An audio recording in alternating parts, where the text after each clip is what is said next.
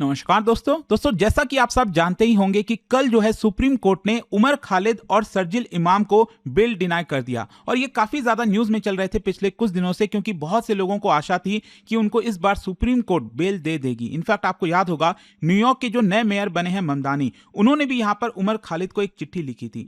खैर, यहाँ पर आपके लिए इंपॉर्टेंट यह है जानना कि बेल के अलावा हुआ क्या। सुप्रीम कोर्ट ने एक बड़ा फैसला लेते हुए यहाँ पर जो टेररिस्ट एक्ट है उसको एक प्रकार से उसके डेफिनेशन को एक्सपैंड कर दिया। आप देख सकते हो ये खबर, act of terror under UAPA not confined only to final execution supreme court in Delhi riots case. इसको थोड़ा सा हम डिटेल में समझेंगे कि टेररिस्ट एक्ट एग्जैक्टली होता क्या है। मतलब अभी तक हम टेररिस्ट एक्ट को कैसे देख रहे थे, अभी इस वाले पर्टिकुलर केस में कैसे जो टेररिस्ट एक्ट है उसको एक्सपैंड कर दिया है सुप्रीम कोर्ट ने, जो कि आपके लिए बहुत इंपॉर्टेंट है, चाहे भले ही आप कॉम्पिटेटिव एग्जाम्स की तैयारी करो एज अ नागरिक के तौर पर। चलिए शुरुआत करते हैं, लेकिन उससे पहले आप सबको बता दूं, आप में से जो भी लोग 2027 का यूपीएससी देने वाले हैं, आपके पास एक बड़ा मौका है इस बैच को लेने का, क्योंकि कल 7 जनवरी से हमारा जो नया बैच है प्रतिज्ञा बैच वो स्टार्ट हो रहा है। इसके अंदर प्रीलिम्स, मेंस, इंटरव्यू सब कुछ की तैयारी कराई जाती है। अगर आपको कोई भी डाउट है बैच से रिलेटेड, ऑफर से रिलेटेड, तो यहां पर फोन नंबर दिया, आप इस पर कॉल कर सकते हैं। मेरी टीम आपको अच्छे से गाइड कर देगी and tell them to use this code Ankit live maximum discount के लिए। चलिए शुरुआत करते हैं। सबसे पहले देखिए थोड़ा सा केस के बैकग्राउंड के बारे में जान लेते हैं। आप सबको याद होगा 2020 में दिल्ली राइट्स हुआ था और काफी लोगों की जाने गई थी। स्पेशली क्या था कि जो डोनाल्ड ट्रंप हैं वो भारत आए हुए थे, उस समय ये पर्टिकुलर वायलेंस हुआ था। तो उसमें आप देख सकते हो 50 से ज्यादा लोगों की मृत्यु हुई और स्पेशली बताया जा रहा है जो माइनॉरिटीज हैं वो काफी ज्यादा थे। उसमें लार्ज स्केल आर्सन हुआ, स्टोन पेल्टिंग हुई, रोड ब्लॉकेजेस हुए, रिलीजियस लोकेलिटीज को टारगेट किया गया, पब्लिक ऑर्डर एक प्रकार से ब्रेकडाउन हो गया और कई दिनों तक ये चला। और यहां पर बेसिकली जो प्रोसिक्यूशन है उन्होंने आरोप लगाया कि इसमें लार्जर कॉन्स्पिरेसी है। मतलब सरकार का यह कहना है कि जो रायट हुआ था बस उस नजरिए से नहीं देखना चाहिए, इसके पीछे बहुत बड़ी साजिश थी, ये कोई स्पॉन्टेनियस वायलेंस नहीं था। तो यहां पर कई लोगों के ऊपर आरोप लगा था। अब हुआ क्या कि सुप्रीम कोर्ट ने मंडे को 5 लोगों को, बेसिकली टोटल 7 अक्यूज्ड थे, उसमें से 5 लोगों को बेल दे दिया। लेकिन जो 2 मेन अक्यूज्ड हैं उमर खालिद और शर्जील इमाम, इनको यहां पर बेल नहीं मिला है। और आपको एक और चीज पता होना चाहिए कि जो दिल्ली राइट्स हुआ था उसके पीछे का कारण आपको याद होगा CAA, that is citizenship amendment act था। और इसी को विरोध करने के चक्कर में यहां पर 2020 के नॉर्थ ईस्ट दिल्ली में ये पूरा राइट्स देखने को मिला था। और आप देखिए जैसे ही कल पता चलता है कि सुप्रीम कोर्ट ने उमर खालिद को बेल नहीं दिया है, उमर खालिद का स्टेटमेंट आता है। बेसिकली उनकी मतलब जो साथ में पार्टनर थे वो, उन्होंने जो चैट है वो शेयर किया और बताया कि उमर खालिद का कहना था कि अब यही जिंदगी है।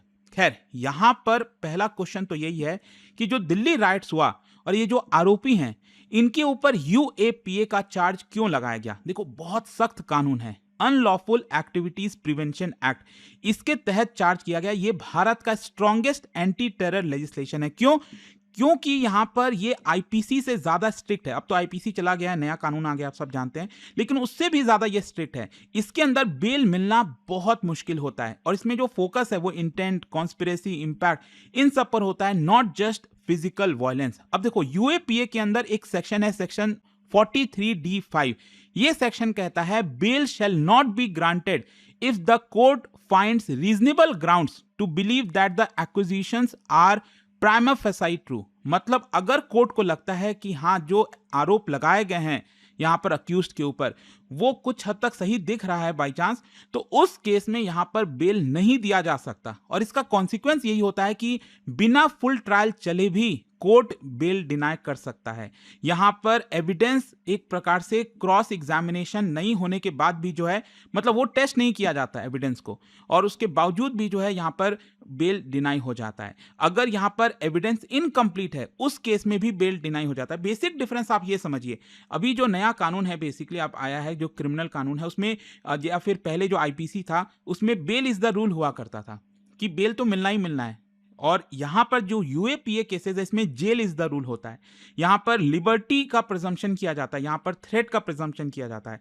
जो आईपीसी है उसके अंदर ट्रायल जो है एक प्रकार से अगर देर हुआ, ट्रायल में अगर डिले हुआ तो बेल यहां पर आपको मिलना ही मिलना है। लेकिन यूएपीए के केस में ट्रायल अगर लेट हो रहा है, जैसे फॉर एग्जांपल अभी पिछले 5 साल से चीजें कंप्लीट नहीं हुई हैं, यहाँ पर अभी भी मामला चल ही रहा है। उसके बावजूद भी अगर कोई दूसरा मामला होता, आईपीसी के अंदर चीजें होती, तो यहाँ पर बेल मिल जाता उमर खालिद को। लेकिन क्योंकि केस रजिस्टर किया गया था यूएपीए के अंदर, दैट इज वाई अभी तक बेल नहीं मिल पाया। अच्छा, सुप्रीम कोर्ट में जब मामला गया तो यहां पर सुप्रीम कोर्ट ने क्या डिसाइड किया? देखो, एक तो मैं आपको यह बता दूं कि दिल्ली हाई कोर्ट में पहले अप्रोच किए थे ये लोग, और वहां पर दिल्ली हाई कोर्ट ने मना कर दिया बेल से। फिर इसकी वजह से सुप्रीम कोर्ट गए और सुप्रीम कोर्ट ने कहा that bail denied to Umar Khalid and Sharjeel Imam, and बाकी के 5 लोगों को बेल दे दिया गया। अब ये डिस्टिंक्शन क्यों? पहला तो ये समझिए क्या है। कोर्ट का ये कहना है कि जो सभी आरोपी हैं they are not standing on the same footing.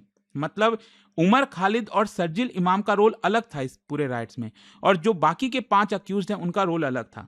Basically court का ये कहना है दैट उमर खालिद एंड शर्जिल इमाम वो आइडियोलॉजिकल ड्राइवर्स थे, इसके पीछे स्पीच मेकर्स थे, ऑर्गेनाइजर्स और मोबिलाइजर्स थे। वहीं दूसरी तरफ ये जो बाकी के 5 अक्यूज्ड हैं वो पेरिफेरल पे थे, वो लॉजिस्टिकल रोल उनका वो कर रहे थे।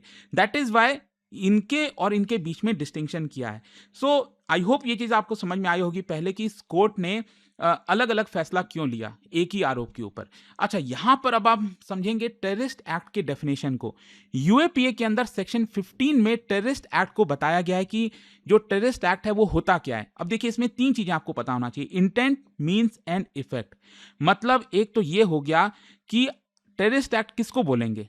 अगर आप यूनिटी ऑफ इंडिया को, इंटीग्रिटी ऑफ इंडिया को and security and sovereignty of India को थ्रेटन करते हो, या फिर strike terror in the people, अगर आप लोगों के मन में दहशत फैलाते हो सेक्शन ऑफ पीपल, तो वो इंटेंट के अंदर आता है। ठीक है, अब आप ये करने के लिए किस चीज का इस्तेमाल करते हैं? क्या आप एक्सप्लोसिव का इस्तेमाल करते हैं, फायर आर्म का इस्तेमाल करते हैं, बॉम्ब का इस्तेमाल करते हैं, और any other means of what ever future. अब देखो, इसी को एक्सपैंड किया, मैं आपको बताऊंगा इसके बारे में, बट आई होप आप समझ रहे होगे। बेसिकली एक तो इंटेंट क्या है लोगों का जो टेररिस्ट एक्ट कर रहा है, उसने कौन से मेथड को अपनाया उस टेररिस्ट एक्ट को करने में, और इसका इंपैक्ट क्या हुआ, क्या लोगों की जाने गई, इंजरी हुआ, डिस्ट्रक्शन हुआ, डिसरप्शन हुआ एसेंशियल सर्विसेज का, पब्लिक और ऑर्डर जो है डिसरप्ट हो गई, सीरियस पब्लिक डिसऑर्डर हुआ। तो अगर ये चीजें होती हैं तो इसको टेररिस्ट एक्ट माना जाएगा। तो ये डेफिनेशन दिया गया है यूएपीए के सेक्शन 15 में।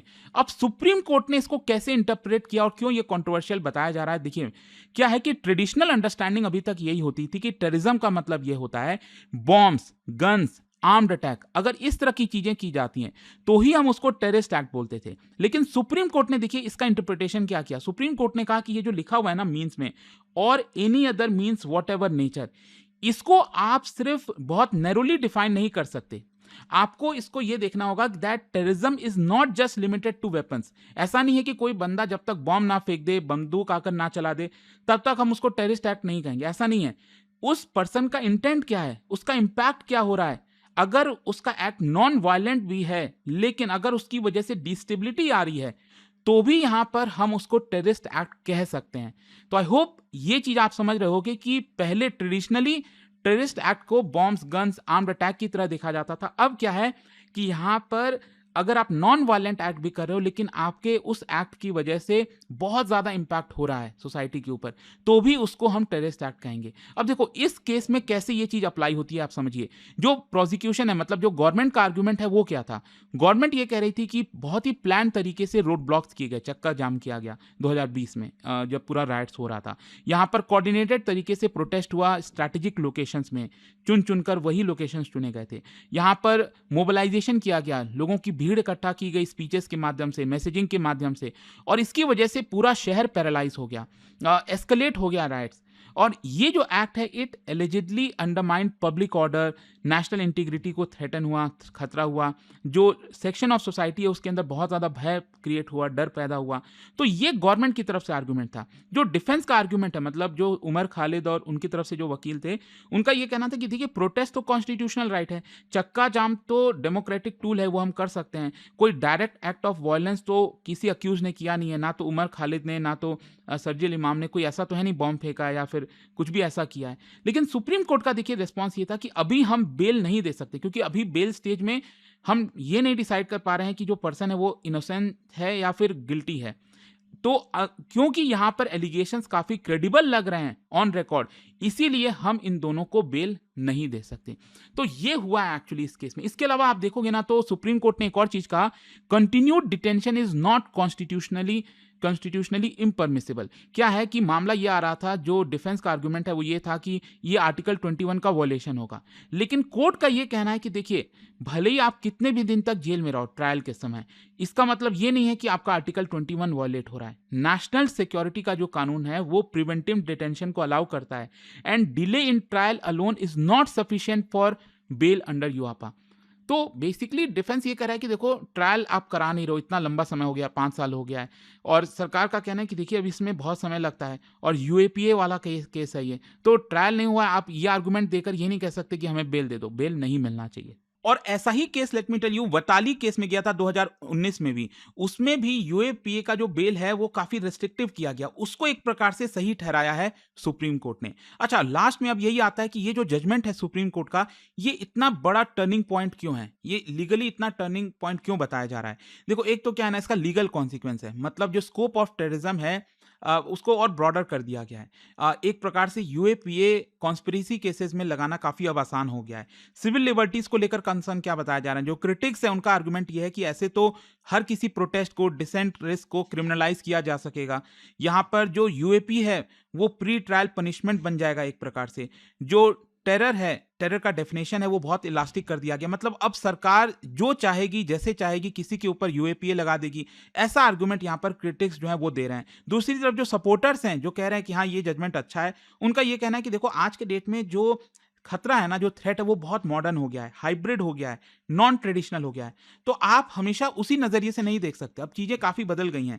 यहां पर डिस्टेबलाइजेशन करने के लिए जरूरी नहीं है कि आपको बॉम्ब फेंकना या फिर गोली चलानी है, यहां पर आप स्पीच के माध्यम से, बाकी चीजों के माध्यम से भी आप चीजों को डिस्टेबलाइज कर सकते हो, देश की सुरक्षा जो है वो खतरे में आ सकती है। तो ये सब आर्गुमेंट ये दिए जा रहे हैं, बट आई होप कि इस वीडियो के थ्रू आपको एक क्लैरिटी मिली होगी कि एग्जैक्टली हुआ क्या कल सुप्रीम कोर्ट में। और जाने से पहले एक बहुत ही इंटरेस्टिंग क्वेश्चन, क्या बता सकते हैं फर्स्ट इंफॉर्मेशन रिपोर्ट एफआईआर को लेकर 3 स्टेटमेंट दिया गया, बहुत इंटरेस्टिंग है, इसको ध्यान से पढ़िएगा और बताइए कौन सा करेक्ट है। इसका राइट आंसर आप सब जानते हैं, मेरे इंस्टाग्राम पर तो मिलेगा ही, वहां पर अगर आप नहीं हो कोई बात नहीं, टेलीग्राम से ले सकते हैं इसका सही उत्तर। और दोस्तों जैसा मैंने आपको बताया, इस समय स्टडी आईक्यू पर अगर आप कोई भी बैच लेना चाहो, यहां पर जैसे 2027 का बैच है वो आप अवेल कर सकते हो, जो कि 7 जनवरी कल से स्टार्ट हो रहा है। ये इसके अंदर प्रीलिम्स, मेंस, इंटरव्यू सब कुछ की तैयारी कराई जाती है। आपको यूज करना है बस ये code Ankit live maximum discount के लिए, और ये फोन नंबर है, यहां पर कोई भी डाउट है, प्रॉब्लम है, इस पे कॉल करिए, मेरी टीम आपको अच्छे से गाइड कर देगी।